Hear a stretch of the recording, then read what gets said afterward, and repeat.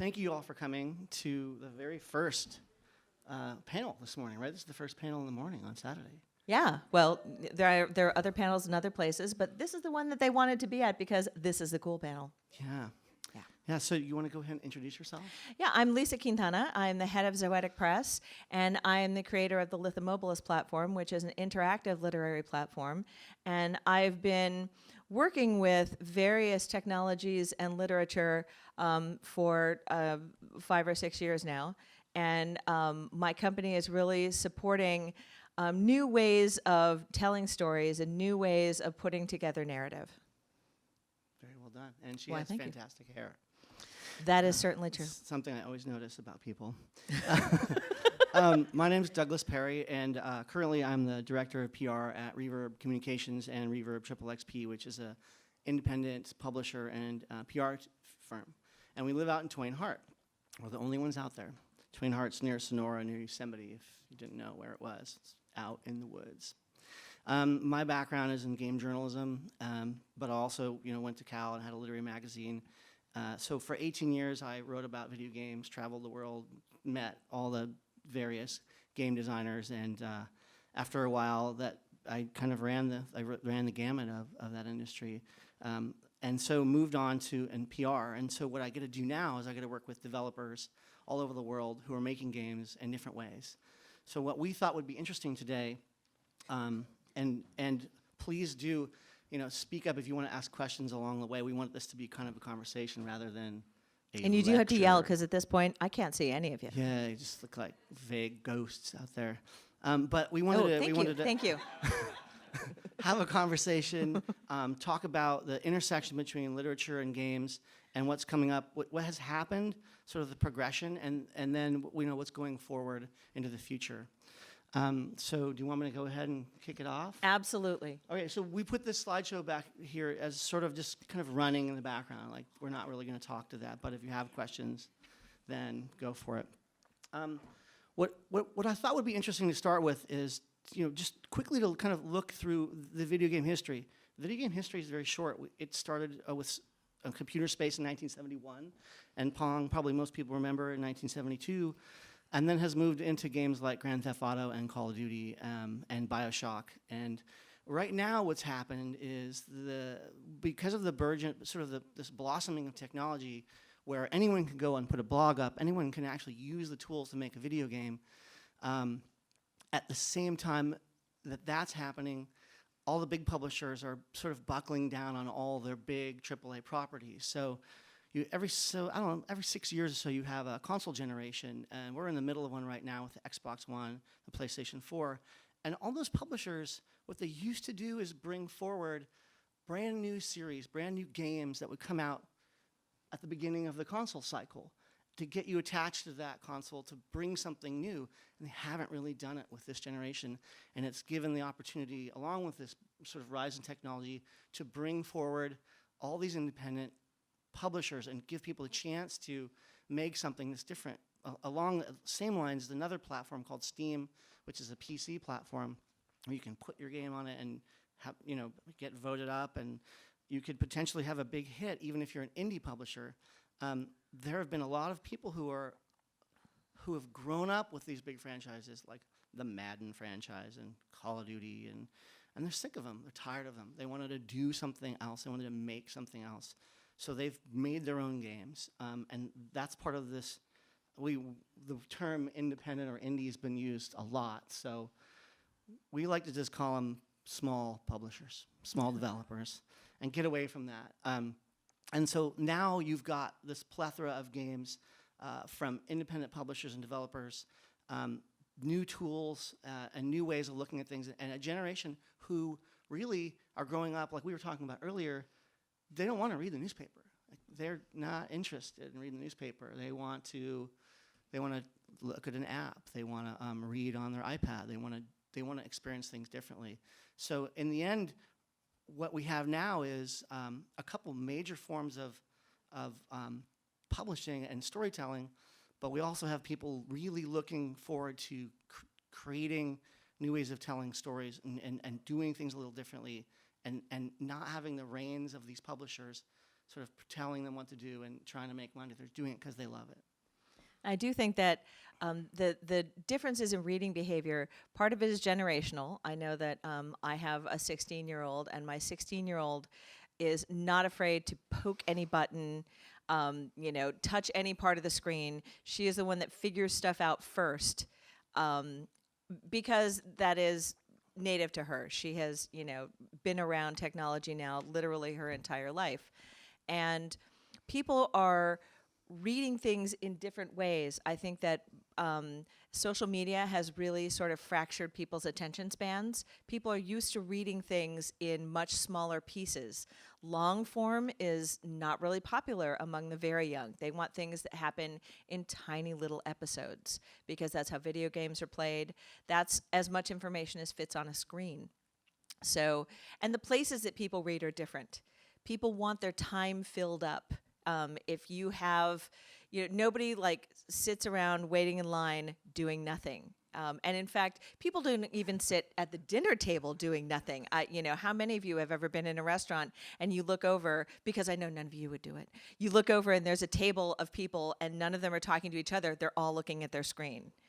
And it would be super ironic if they're all texting each other. I've actually done that. Seen that. But people's attention is really fractured, and they are looking for their content in smaller and smaller chunks.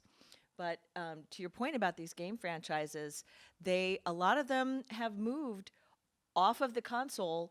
And if you look at franchises like Halo, how many play sets, there are Halo Legos, there are Halo, there are how many, I want to say there are like 18 Halo books that take that world of the game and expand it into this entire literary franchise. The Warcraft movie is coming out, if it's not out already, it comes out this week. Yeah. So these are not just games that people want to move through. These are actual places and characters that people care about and want to expand and want to experience in other ways. So there's actually a slide on here, I think, where I actually list all the different Halo books. And Halo books, I've read about 7 of them. It's military fiction.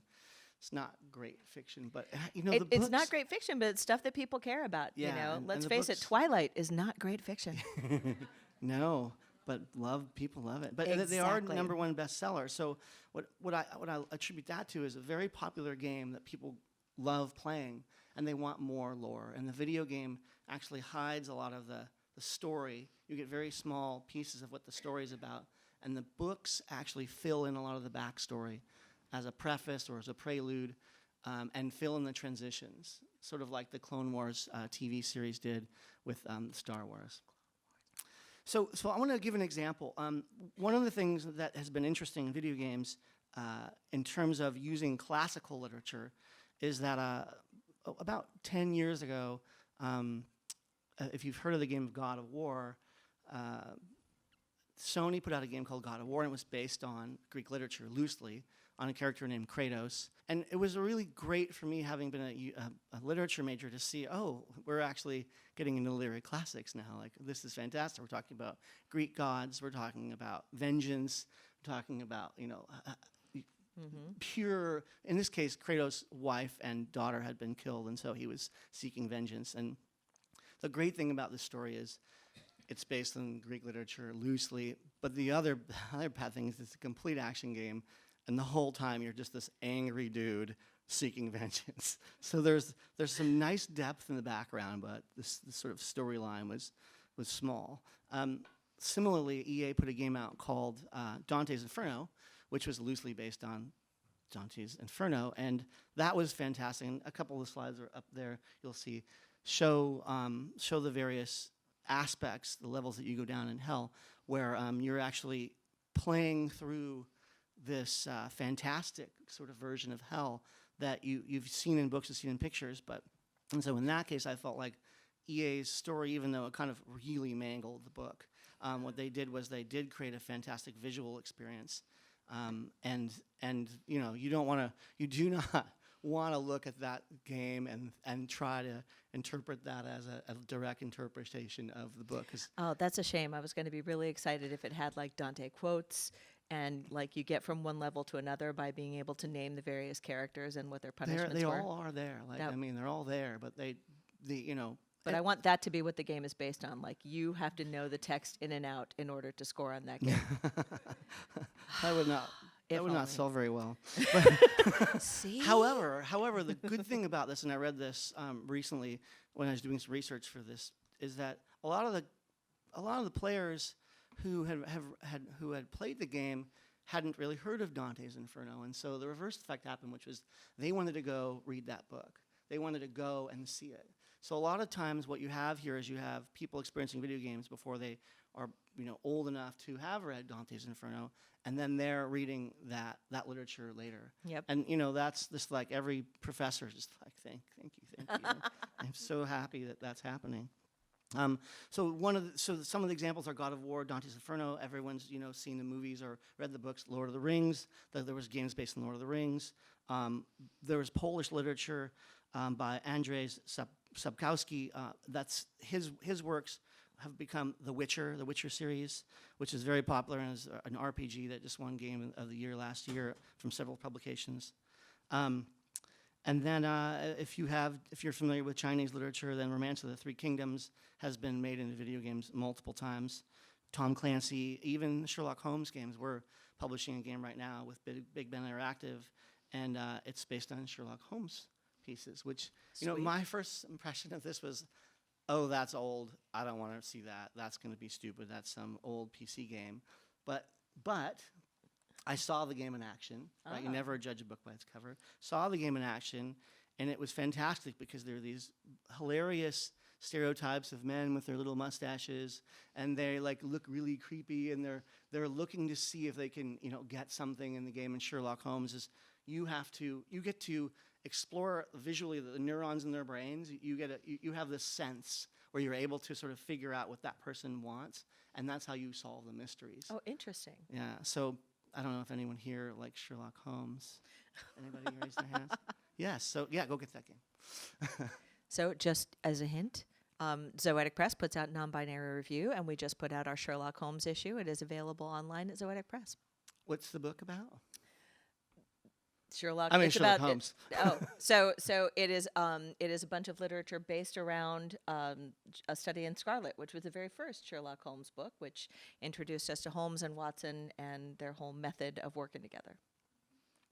So wanted to start off with that, the sort of literature as a background, as a backdrop to video games, to interactive literature that goes beyond there. And then we did talk a little bit about how video games have then created books, right, based on the literature. And we talked about Halo. There's tons of other books like that. I'm not even going to read them to you, but I do have a book here, which it's actually this one. It's called Ready Player One, which is really more of an enthusiast's book about a video game sort of fiction.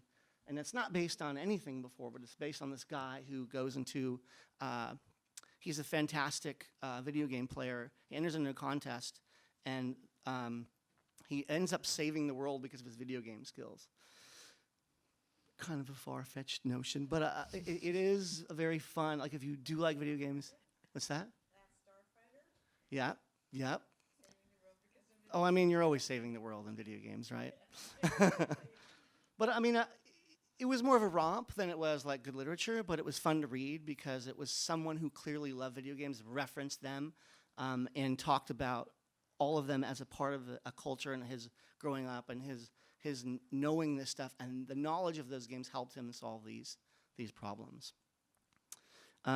So that's another case of a book selling really well based on video games. Now, some of the things that are up here, some of the screens that you've put up, I have actually no idea what they're about. Well, so I And come so I'd at love things you to talk from to them. sort of the other way. Doug is talking about games and games encompassing literature. I look at where literature is going, and as everyone is looking at their phones and experiencing literature on mobile devices, how that literature is approaching gamification. So there are lots of platforms. Right now, there are a lot of people using Twine. Twine is a hypertext platform. Hypertext started in the 1980s with Apple's HyperCard.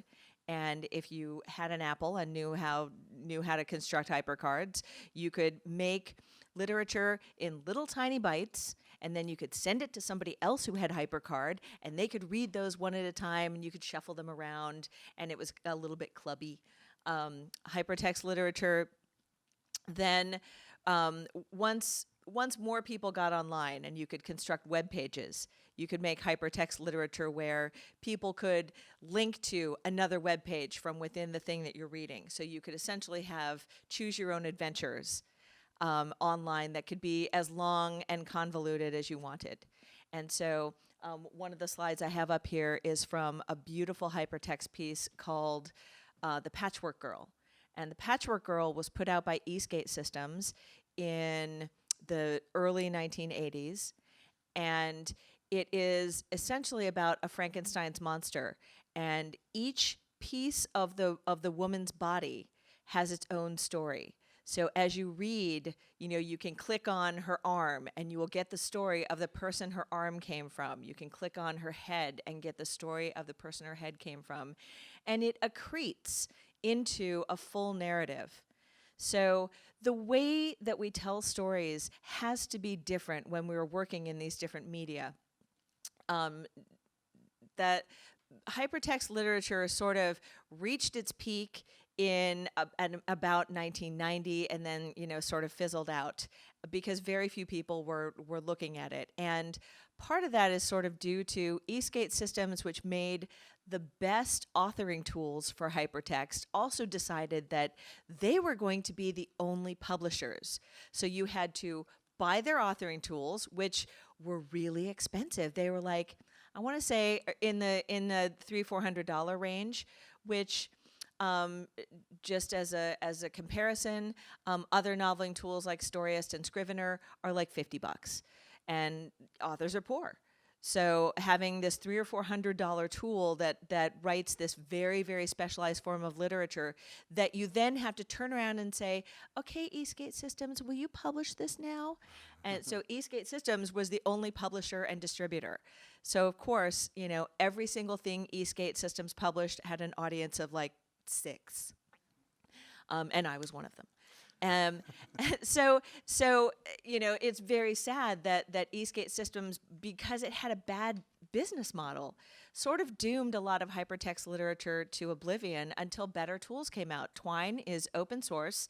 It does essentially a lot of the same things that Eastgate Systems stuff did. And because it's open source, people are writing all sorts of extensions, so you can get macros to do newer, cooler things with it. And the interesting thing about the Twine community is that there are those Twine users who strictly think of themselves as authors. They write stories, and they write hypertext stories. They write choose your own adventure stories. They write, they call it whatever they want to call it. And then there are other people using exactly the same tools, exactly the same macros that do exactly the same stuff, and they call themselves game designers. And they are making essentially text-rich games. So as you can imagine, there is that sort of crossover where what you have, a game that has a very rich literary component to it, or is what you have a book that is really fun and you can skip around in and play with like a game. You've got your chocolate and my peanut butter, but it works incredibly well. So. Yeah, and I'd like to say, on that, there are different ways of telling stories in video games, and I think similarly, you have your kind of Hollywood or traditional narrative, which most video games follow. You have a beginning, middle, and end. Mm-hmm. You go through there. You may not actually make any choices, but there are games, MMOs, and a game we work with right now called Ark Survival Evolved, which is kind of a survival adventure game where you are dropped into this sort of leafy dinosaur world, and you realize there's dinosaurs everywhere, and you're just in a loincloth, and it's very much like dinosaurs meets Minecraft. So you have to... Is this loincloth flattering at all? I mean, it covers the major parts. Oh, that, But you can customize your character to look really nice or really horrible. You can be a man or a woman. The point being that you have to figure out how to make your clothes, you have to farm, you have to make a village. All of it's online. The storyline is you really have to discover it as you go along. But the story isn't the thing. The community and the people that are playing in it are the thing. So you might have a quest here. You might have to, make sure that you're keeping hot or cold. You try not to get eaten by dinosaurs, obviously. You can actually tame, train, and ride dinosaurs. But the other thing is that, it's more fun to be there with people and to make the story with them. So, for instance, there was a slide in here. You can see it later. And the story was covered by Kotaku. And I put it in here because I thought it was really funny. So it's a community-based story. It's a community-driven kind of adventure. The story is like you're on this island and you don't really know what you're doing, but you just need to stay alive. And you just need to survive and get better at it so that you don't die.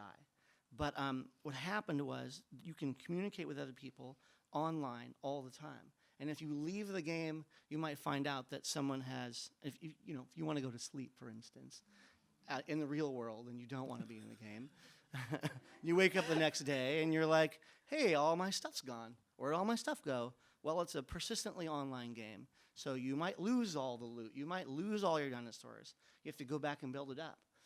So this one guy came in. His name is Ricky. I don't know, did that slide show already? He shows up, and he's a jerk. And he goes and takes people's dinosaurs. He kills everybody. He takes their food. He ruins their crops. And he thinks it's fun because you can do it. The publishers don't care. They want you to have fun. This is why I hate games like that, because I feel like the world is full of Rickies. So the and world, here's me sleeping virtually, just holding on to all my stuff. So what happens is this tribe. You can form a tribe, right? You can form a community of people, and you can build your houses together. And you can hunt Ricky down and shoot him in the neck. So even better. Awesome. Even better. What they did was they found Ricky. So what you can do is the way you tame dinosaurs is that you hurt them really badly, but you don't kill them. And then when they come back to life, you feed them and you train them, and then they become your pets, and then you can make them I do whatever hate you this want. game already. This is horrible. Really fun game. Really fun game. So this tribe decided that Ricky, they were gonna import some social justice. So they found him, they knocked him out, they built a prison, they put him in the prison, and this is it. This is the story. You'll actually see him in prison in the next slide. And so in order to keep him, you can commit suicide in the game, right? To get out of things, right? Like, this isn't working, I'm gonna die. So here we go. If you had to build that into the game, your game Ricky sucks. apprehended and taken into custody for being gross indecent and being a shithead. so that's him right there. So they put him in prison. Instead of him being able to kill himself, as soon as they would knock him out and just drip feed him food so he stayed alive. So that what happened is they finally got to him. Every time he went to the game and he wanted to play, they'd be like, "You're still in prison, Ricky. You're still being a shithead." And then finally they got him to agree to say sorry to everybody. And then he joined their tribe. And then he turned. He turned because they decided you can imprison people. You can do whatever you want in this game. And so this is the case of the community making something happen, turning this guy around, and him joining the tribe and being a better person. Okay, so I think I'm on the point of spotting the huge difference between the kind of games that I end up looking at that are really narrative-based, and that is that I don't want any kind of social in my game. I don't. And that's fair. A lot Yep. of people just want to play single-player games. They don't Yep. want to interact with other people. They want to be engrossed in the story. They want to be fully entertained, and they don't want someone coming in and ruining everything. So there's a whole Fair. generation of games like I want to say SimGoGo made Device 6. Device 6 is a sort of a literary game book app where you start out, and it very sort of, you remember text-based games like Hack, kind of text-based game. You are in a tower, and you're reading, you start out just reading a line of text, and you're on your device scrolling through this line of text, and then suddenly the text changes direction. So you rotate your device, and then here is a thing that you have to interact with. You poke it and it makes a noise. It tells you something. And through the various levels of this game, you have to go back and remember things that you're told. You have to find things within the text and the pictures, and you have to use all of this knowledge that you gain in, like you do in a lot of other games. You have to use all of this knowledge to get you out of the tower and into the next level where you're going to encounter some other stuff. At one point, bears who have a secret code, but one of the bears lies because that's how they do things in Because games. bears are like that. Exactly. Bears are jerks They like want that. the salmon, they want the honey. I think this is a Yogi sort of model. He gotcha. was famous for his lying. But and so this is a single player game, so you don't have Ricky coming in and taking your stuff. You just have the lying bears, and you don't have. There's never that sort of pressure to sort of be online all the time, because that would make me crazy. Yeah, no, I mean, I don't want to play that game. It's a game I work on, and I've tried it, and I don't like it. I don't like it. I don't want to get killed while I'm sleeping. It's Exactly. not cool. Exactly. Now you were mentioning this, so that's kind of like a detective story. That's kind of a mystery game. So, doing research for this panel, I looked at a bunch of different games. One was a Watchtower, Firewatch. Sorry. Another was Watchtower, the Great Jehovah's Witness Yeah, game. no, it's- That's an awesome one. I love that game. How'd you know? That was exactly what I was talking about. It's called Firewatch. Sorry. Another was called 80 Days, and it's based on 88 Days Around the World by Jules Verne. And it's a phone game. What I really like about this game, and I've been playing it, is that it's very much like that. You're a valet or valet, and you're French, and you have a master, he's English, and he has taken a wager. You don't know this in the beginning, that he can make it around the world in 80 days. Right. And this takes place in a sort of... Is your name Passepartout? Yes, it is. Awesome. Yes. Yes, it is. I like to call him Passaporte, but... Passepartout. This is in the sort of an alternative universe in the 1800s, where there's all this fantastic machinery and industry and innovation happening. So you don't just make your way across in boats and planes. There are giant, there are like 5 different kinds of dirigibles. There are walking towns. There are flight devices that have been created with, solar and things that, hadn't ever been invented during the time. And your job is to manage how to get through this world. And there was a couple of slides here that you might have seen. And so it's a discovery game. You have to, once you go out of Paris, you go to another town, and then you have to go around and talk to people, and you have to figure out what the new routes are. And they may or may not tell you. At night, you have these choices. It's like an Encyclopedia Brown book, right? And so you have these choices, but there are results. Have any of you read Encyclopedia Brown? Okay, good. So the results to your choices. So at nighttime, you have these choices. Comb your master's beard, make sure he's happy, or go and help the hotel manager and make a couple extra bucks, or go out wandering. So at night in Shanghai... I'm not combing anybody's beard. That's not happening. You don't actually comb his beard. But one time I went out, and this guy, I decided to go walking that night. So I went out, and this guy said to me, "Oh, you're such an interesting gentleman. I love your mustache." And he was very charming, and the text is very good. It's very well written. So you go and have a drink with this fellow. He brings you into this bar, and he keeps giving you drinks. And after a while, you're like, okay, I'm getting drunk. I'm having a great conversation. It turns out, and you don't have a choice here. Once you've decided to go have a drink with this guy, you're sunk. You don't know that until later. He gives you an opium pipe and forces you to smoke opium. And then the next morning you wake up, and you can see in your bank account there's $0. You're on a train going to Shanghai, and your master's nowhere to be found. So you're screwed, basically.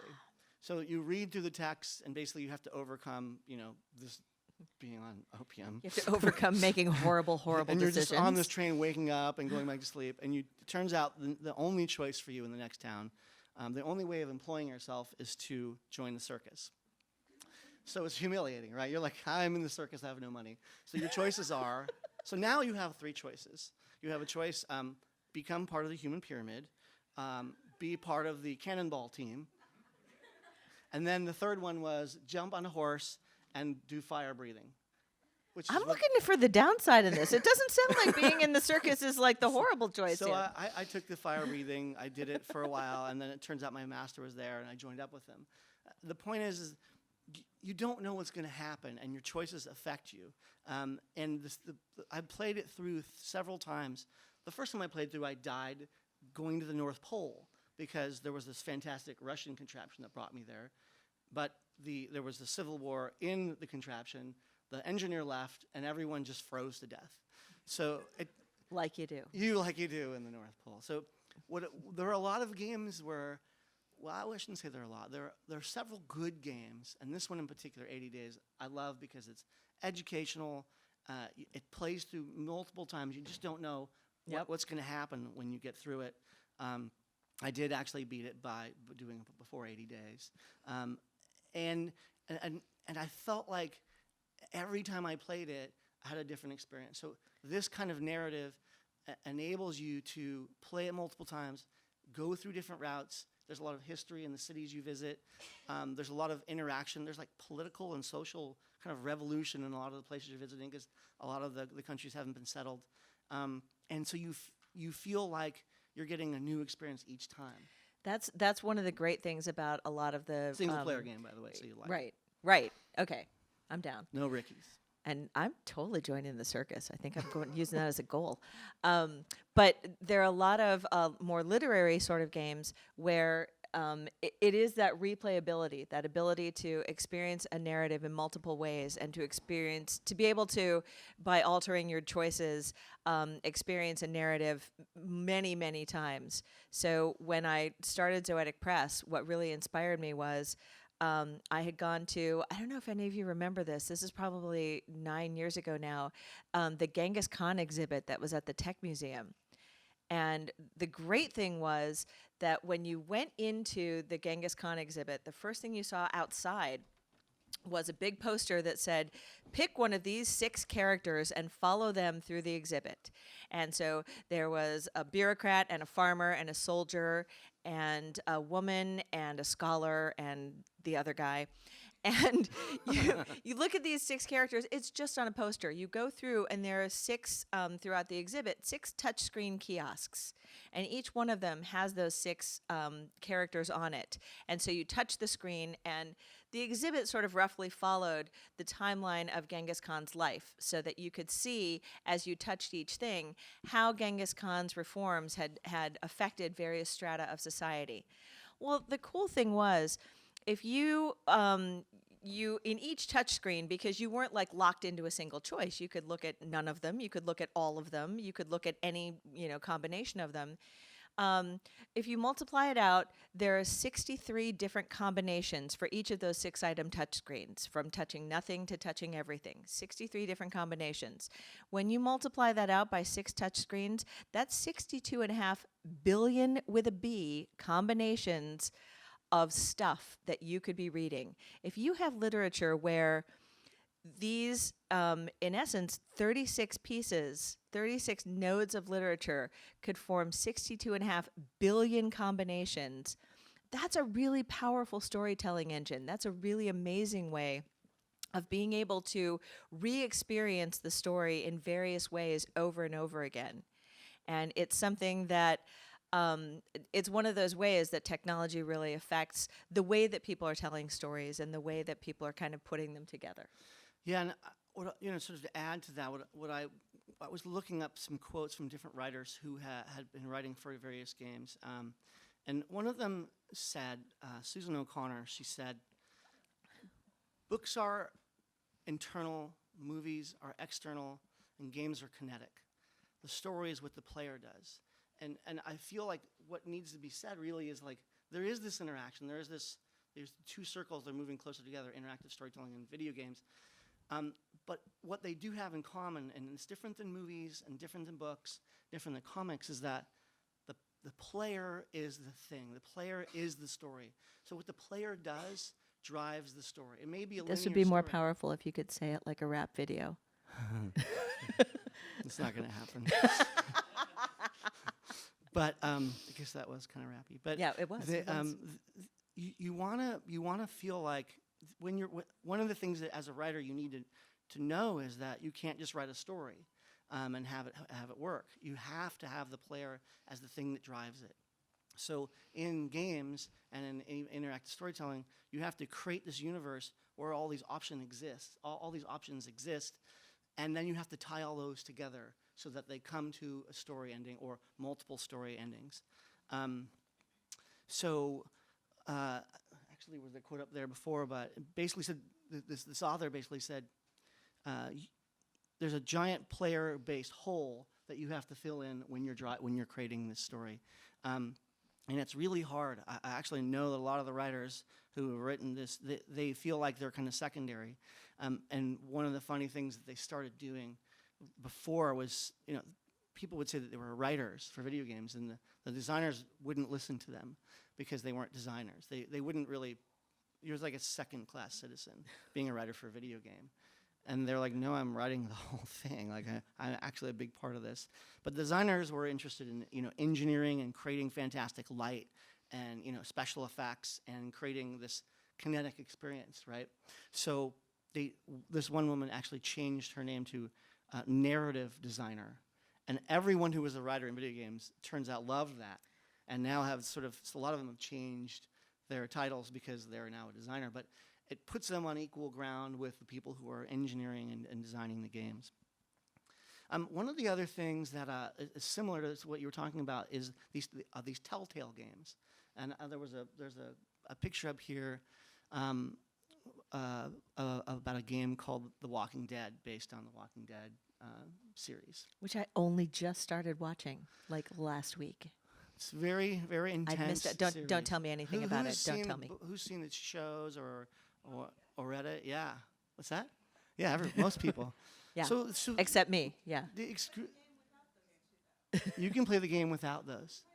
Yeah, and that's a fantastic thing, right? It's not it's based on this sort of same premise. What did you think, by the way? And please, raise your hand. I can see people better now, or just chime in. What did you think about that series in terms of how it made you feel? Sorry, I'm putting you on the spot. I was thinking about the game right until the very last part of the first series. And I got very, very, very upset. It's very upsetting. It's all about horrible people. Yeah.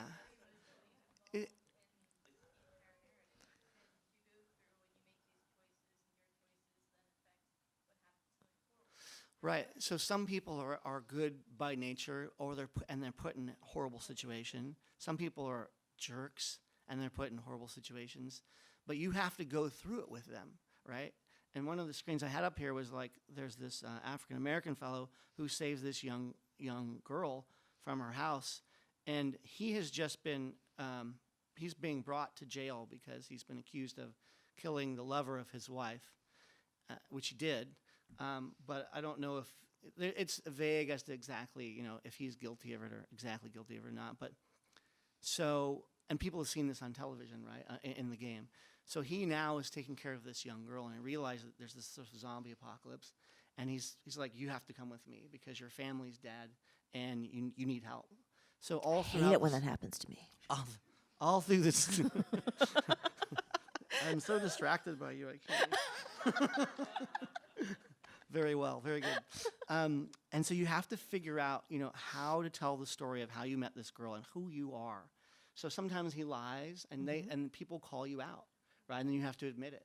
But you're forced together with this group of people, and you have to make choices, sometimes of whether they live or die, which is excruciating. And then at the end, which is really nice, you actually have like a little sort of tally screen that shows you how many people made the same choice as you. 45 people decided not to give that dying guy water because that's a waste of water, and he's going to turn into a zombie. Like, why would you waste that water? Anyway. Wow, this sounds like a lot of jerks play video games. I'm really kind of creeped out about this. So I wanted to talk about a little bit about, from a narrative side, sort of books that, authors that started out making interactive experiences that were not video games. So if you talk about, ooh. That is a decision tree for Mass Effect. And so really what it's showing you is that if you have a conversation with somebody and you decide to go a certain way, here's a path that leads you. Here's another path that leads you. And this is the kind of storyboarding that has to be written out before anything happens. Yeah. And that actually is, that looks very much like what you end up with when you write anything in hypertext. You end up with that same kind of decision tree, and that's your starting off point, and then you write the text around that. So it can be incredibly involved. But I was, we talked a little bit in the green room about Nick Bantock. And Nick Bantock is sort of one of the pioneers of interactive literature that is still in a paper book. So I don't know if any of you remember the Griffin and Sabina series, but that was a lovely series of physical paper books about the correspondence between these two characters, Griffin and Sabina. And it came with actual postcards and letters stuck into the book. So, you turn the page and here's an envelope, and you open the envelope and it has a letter in it in somebody's handwriting. There are lots of beautiful sort of interactive books. There was a book called Knox, and I can't remember the author's name off the top of my head, but it was a woman who had her brother had passed away, and she had created this beautiful artifact of memories of their life together, and it is essentially one page. It is one page that is a 35-foot accordion fold that folds back up into a book-sized box.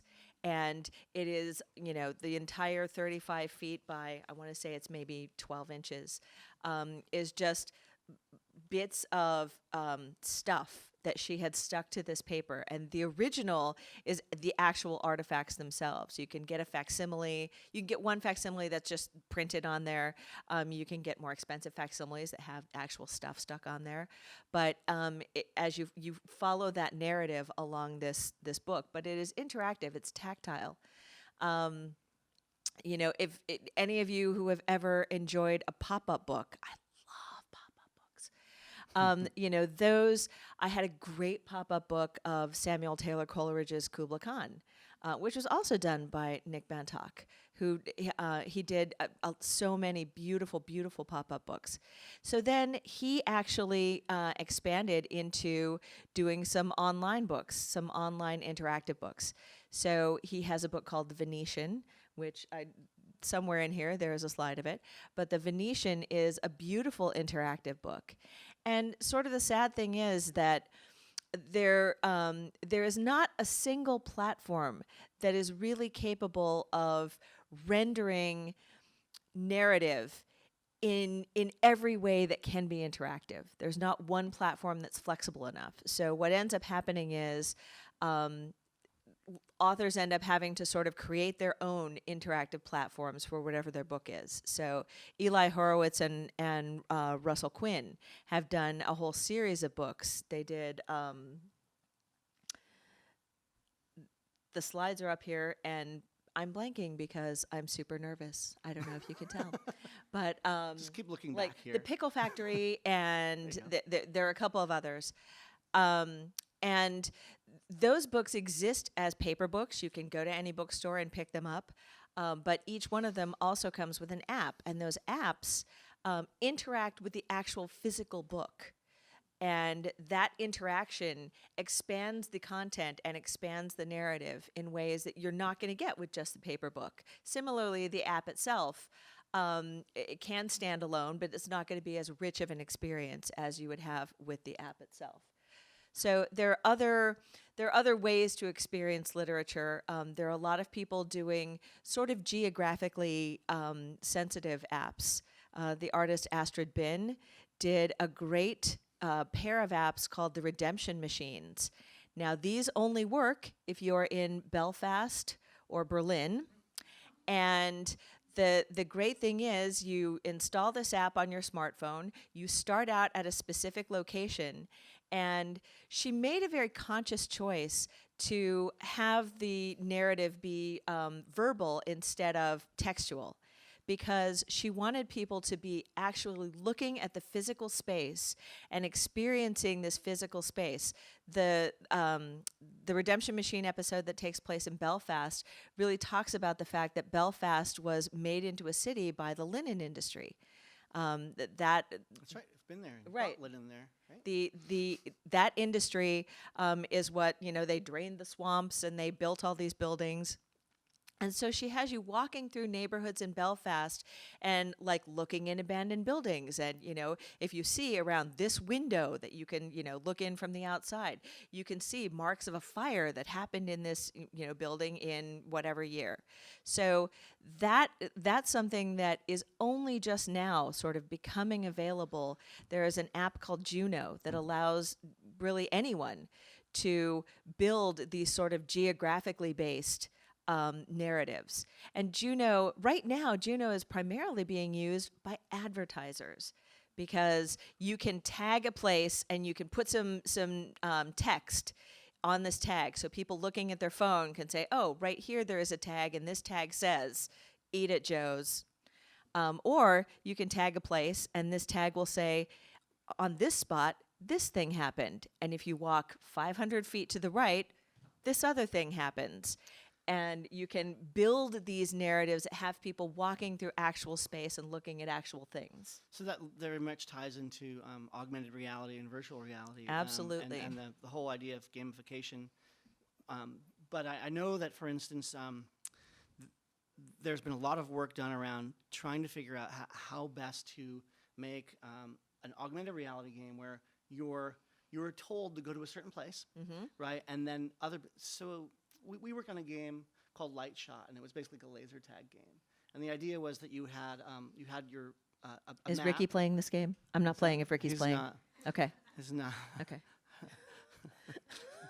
And the idea behind the game is basically laser tag using geolocation on your phone. So you and I and like 3 other people from the audience could get together. We all have the app.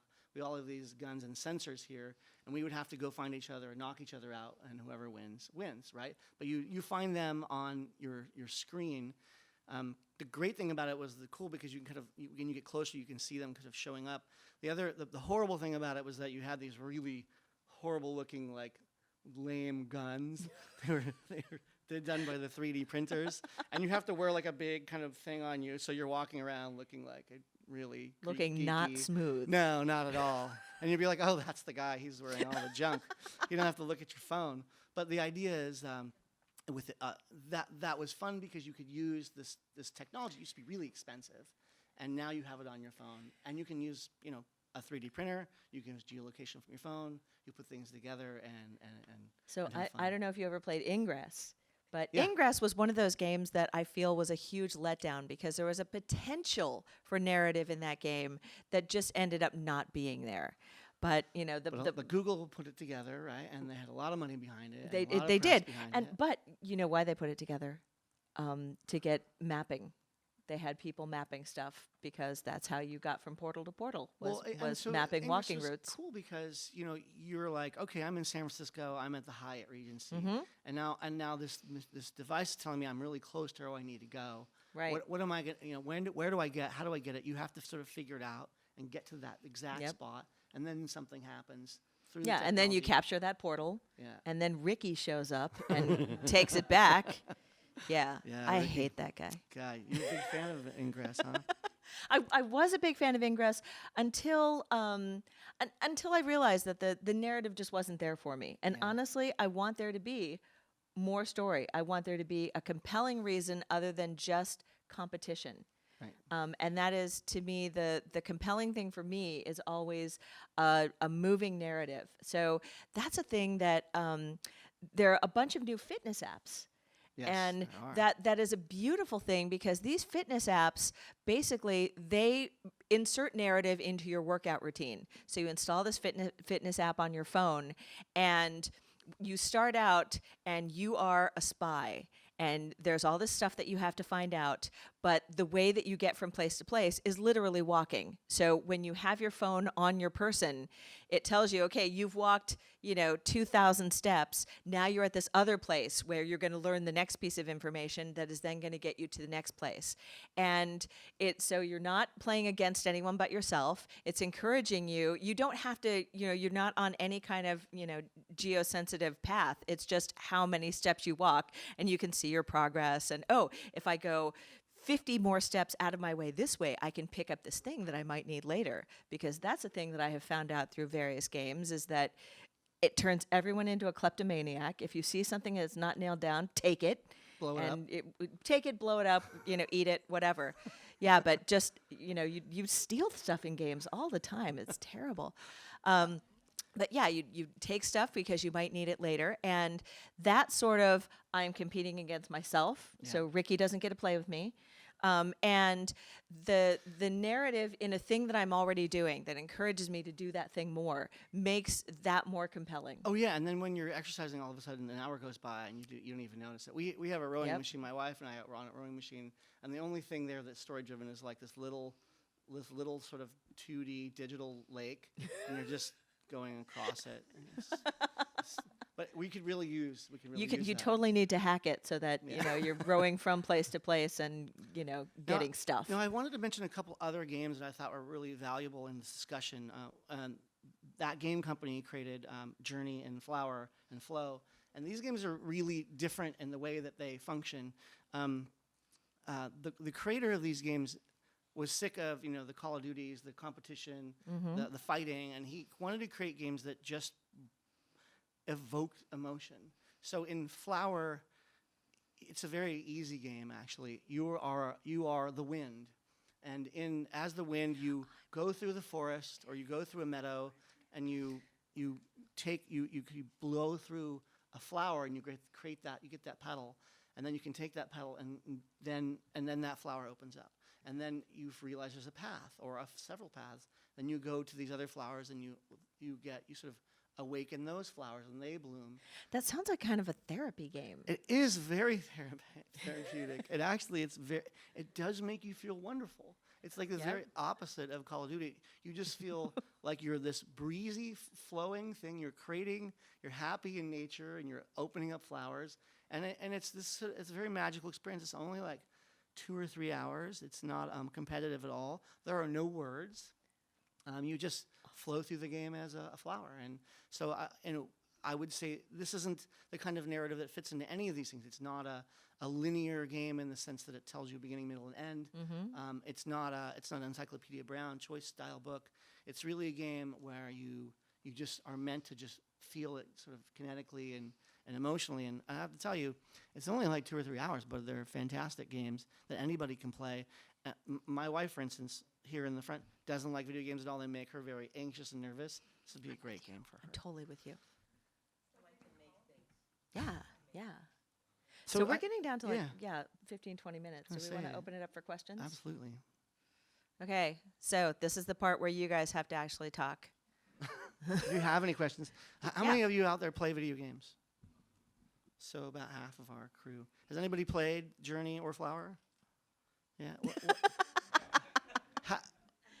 What did you think of it? Fella in the hat. You raised your hand, right? Yeah. Alex, you. Hi. I played Journey. Oh, is that the one that's at Belfast or Berlin? No. No, that's different. Sorry. No. Anyway, the reason I ask you is because I wanted to know if you've played a lot of other games. Was that something where you felt like it did what it was supposed to do? It made you feel something? Or were you just like, what is this simple, easy, flowery game? It was simple and easy, but it created a visual story more than it didn't feel contrived. It felt like you were creating a story by exploring the world, which was really cool. Yeah. Were you high at the time? That's okay. Yeah. It need to be asked. Sorry. Yes. Do you know any names any games that actually help you create a narrative and literally write it down? So I know that there are apps that help you create a narrative, and but none of them are coming to me off the top of my head. But I know that there is one that's really based on the sort of fractal nature of writing, where you start out writing like 2 or 3 sentences about your plot. You know, boy meets girl, boy wins girl, girl is tragically blown up by Ricky. And then you take those, you take each Sold. of those pieces. I want that game. And I Hate Ricky t-shirts will be available later. And then you take each of those and you expand it into 3 sentences. So boy meets girl at gaming store, you know, boy. So, and then, you know, as you expand, your story gets bigger and bigger and fleshes itself out. So I know that that exists, although I cannot remember what the name of that program is. If you look up fractal literature, I think you might be able to find it. But in terms of just straight out games that allow you to create literature, I'm not aware of any. Because that's really hard. Yes. So you haven't really said very much about humor in games. So Because it's really hard. Because Ricky exists. Jesus. that, I know that's not true. Well, there are many games. There are many out there games. that are very funny, Yeah. funny games. You know, Minions and all those funny, Family Guy. You know, the cartoon. One of the funniest writers that I know is Tim Schafer. A lot of the games he's made are very, very funny. They don't actually sell that well, but they're very funny games. And I remember talking to a couple different people, including Brian Fargo and Tim Schafer, who, you know, it's the problem is that the ones that are there that try to do humor end up using a lot of tropes that are of so very well tread, and so you know, if you were looking for video games that had humor, I would look at any of the Tim Schafer games. You were going to say something?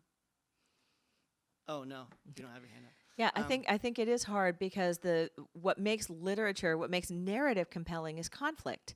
And it's really, really difficult to sustain conflict and humor at the same time.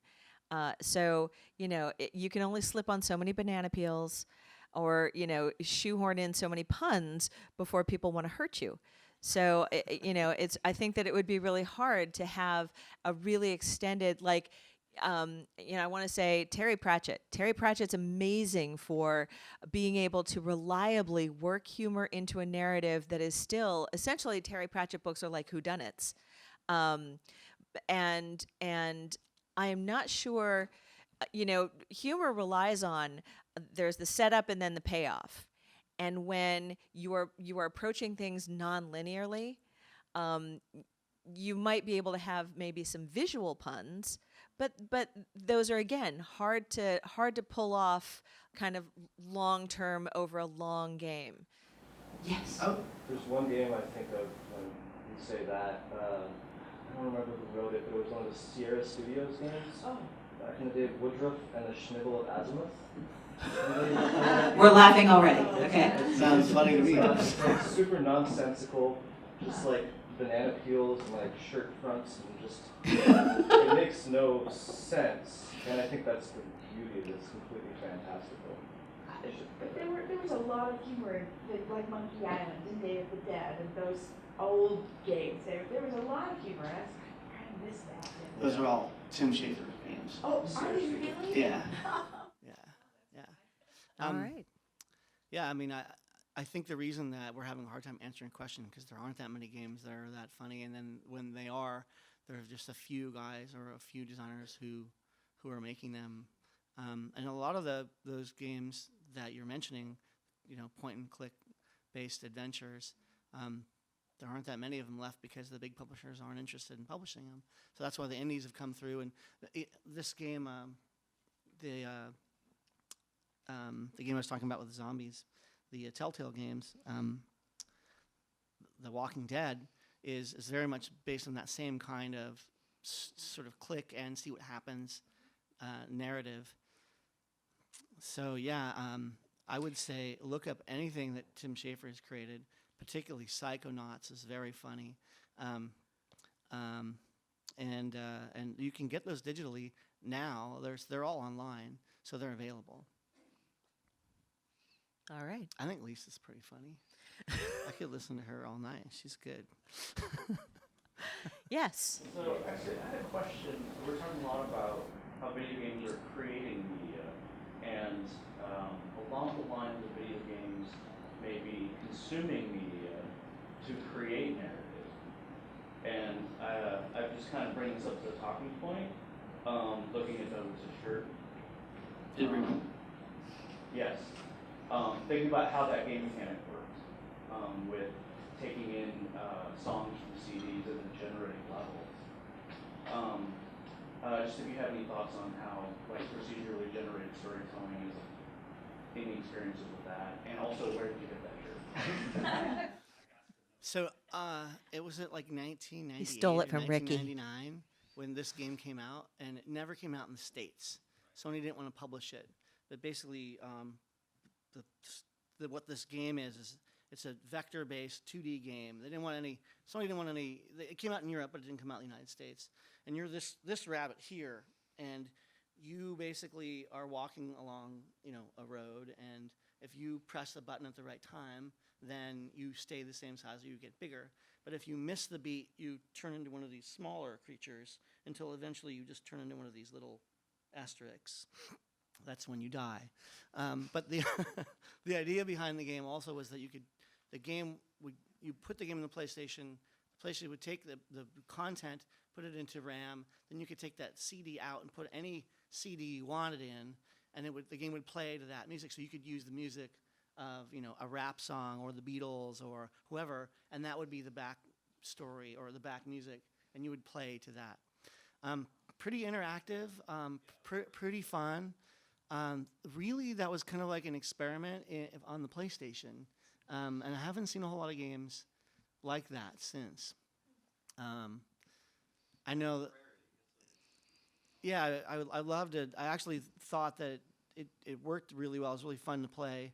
We had to import it and sort of fix our PlayStations to work on it. But yeah, I'd feel love like to see more games like that. That's the kind of stuff that, because there are, like it's such a small audience that really appreciated that game. Yeah. I feel like that's the kind of thing that needs to go out and become open source, so that those people that really loved it and cared about it should be able to take it apart and make new ones and Absolutely. expand that. That would be cool.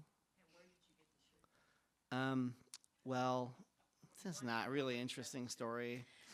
I asked for it. I begged for it. I begged for it at a party. All the people at the Sony party in Europe were wearing them, and I asked several people several times. He bribed Ricky to knock somebody down and take it. Yeah. That's a better story. I like that one better. Anyone else? Yes. This is for you, Lise. Yes. So you were talking about how technology is changing the way people tell stories. What about the way people write stories, and particularly thinking about how it's enabled collaboration between different writers? So collaboration between writers has always been a thing, and how many epistolary pairs of writers can you name? Ready? Go. Okay. How many? Okay. So, but historically, it has only been as fast as Post could make it. So, making a work of any kind of length could take forever. But nowadays, even like Google Docs can make working together as a writing team almost instantaneous. And the great thing is that it does all of the hard things like revision history for you. So I don't know if you were there when Christina Lynch and Meg, whose last name I don't remember off the top of my head, but they were the pair that wrote City of Dark Magic and its sequel, and that they ended up, I think, using Google Docs and emailing stuff back and forth. Okay, I've finished this bit. And I feel like technology has enabled this sort of people to get together and not just write, but now with things like Medium, where you can put something out and then other people can annotate it. You can see other people's notes. You can see the other people's highlights. And that is something that a lot of publishers are actually looking to expand on, adding social to books so that people can not just read, but then comment and sort of make the text their own and talk about it right there in the text, so that everyone is sharing in the conversation. Can you annotate on Kindle? Well, you can, but you can't share those annotations, can you? Certainly, yeah. Right. And frankly, I feel like there are kind of two schools of thought on that. There are those people that want to collaborate, and that's great. And there are some people that work really well that way. And I feel like any good noveling platform is going to allow that collaboration. But then there are also people who want to do their reading and do their writing all by themselves. And I feel like that's why there needs to be sort of a rich ecosystem of tools, that there's not one right tool, there's not one right way to do this stuff. And so, I would love to see more tools that allow for various kinds of building of stuff that can be interactive but don't necessarily have to be. But I think that just the easiest, most free things, like Google Docs, have made the ability to collaborate with literally anyone in the world completely easy. And I am hoping that leads to sort of more collaboration and, bigger sort of works. But I haven't seen that yet. So you're working on that, right? Yes. That was the right answer. Also, I think Anne Carson, is that the author of the big fold-out book you were talking about? It might have been. In my mind, this person's name had a V in it, but it could be an upside-down A. It could be. I'm willing to concede that point. But if you have an idea and you like to talk to somebody, she does have an independent press. She's That putting is things true. together. And And- Zoetic Press is looking for full-length manuscripts, if you are an author. So anyone else? Any other questions? So thank you. Thank Wait, you for wait, wait. coming. There's one over here. There's one over here. It's not really a question so much as I'm a teen librarian. I work with teens. I work with a lot of reluctant readers, but very, very few of the teens I work with are reluctant gamers. So I just want to say thank you to, I guess, you two on behalf of the industry for making this bridge for a lot of young people between something they love and passionate about and something that they're reluctant to try. So Twine is open source. And if you can get them right, get them working on Twine, because sort of like if you start gardening, you'll start eating vegetables that you would never have eaten in your life. If you start writing, you will start reading more than you ever have. So yeah, get them all set up on Twine. Oh, and yeah, thank you for that. And I have a big list of sort of games that are based on literature and all that. So if you wanted to see them and that would help, I'm happy to share it. They'll eat more vegetables. No, but I can share it with you. I can email it to you. You can give me your email and I can give it to you. Okay, she's going to hit record and you're just going to read it really fast. I could do that. Or if you could sing it, that would be amazing. Well, one game I never really mentioned, and I want to mention right now, is BioShock. If you haven't gone out and played BioShock, it's one of the most fantastic games, best written games, most interesting games I've played. And it is rich with excellent writing, great storyline, politics and social unrest. And you have to make choices that have very dire consequences. One of them was up there. There's these little girls called little sisters, and they harbor this thing called Adam, which is this rich nutrient that you can use to enhance yourself. So you can either decide to harvest that, which is to kill them, or to work with them, and they will later in the game share that Adam with you. But you have to make this choice. and there's these little girls. So you have to decide if you're Ricky. Yeah, Ricky would kill them. Or you're someone Ricky a would little kill them, nicer. yeah. And I went through the game and played it both ways. So, but if you haven't played BioShock and you want a fantastic, rich experience, then that's one of the best games to play. Cool. So right. thank you. Last Thank you for chance, last coming. chance. Yeah. All right. Thank you. You guys were wonderful.